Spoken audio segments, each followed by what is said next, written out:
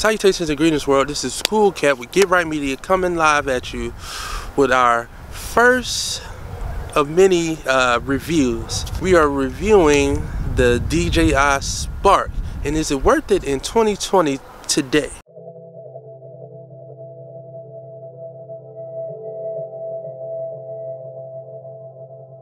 Alright, so let's go ahead and get the cons out the way. You know, first off, it only shoots 30 frames per second. That is a huge setback for me, especially being like a photographer and filmmaker, videographer, whatever you want to call it. Just 30 frames is very limited in what you can do. But don't fret, if you have this, you can always slow it down in post a little bit, not as much as 60 frames of course, but if you put it on a 24 frames per second timeline, it'll slow down just a little bit. Second con, it only has one color profile, and it has a tendency to be too saturated and too much contrast is put into it. That's another thing, but again, you know, you can fix in post. This is almost a strictly post-production type of thing if you're trying to be like serious with it.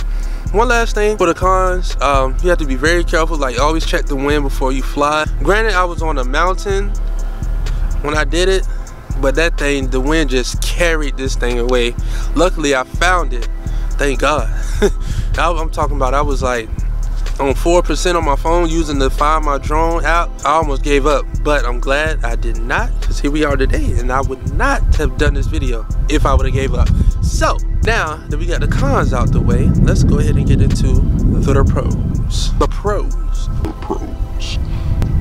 So it already comes with the camera. You get 4 blades already. I'm gonna tell you now, go ahead and buy more blades because you will need them. I've replaced mine only once thus far. This drone is smaller than a Samsung Galaxy Note 10 Plus. I mean, look at the size, y'all. Look at the size difference here. I mean, like seriously, it's very compact, very small. It's easy to carry on, although you cannot bend it, but still, it's still smaller than most drones.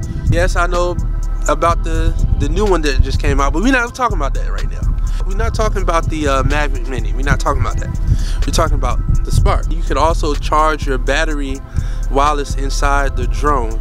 If you're like me and you're really trying to practice and stuff with flying, you're definitely going to need more than one battery. Right now I have 2, so that's about 30 minutes, so it's 15 a piece, 15 each flight. I plan on getting at least 2 to 3 more. That's pretty much it in a nutshell. Until next time.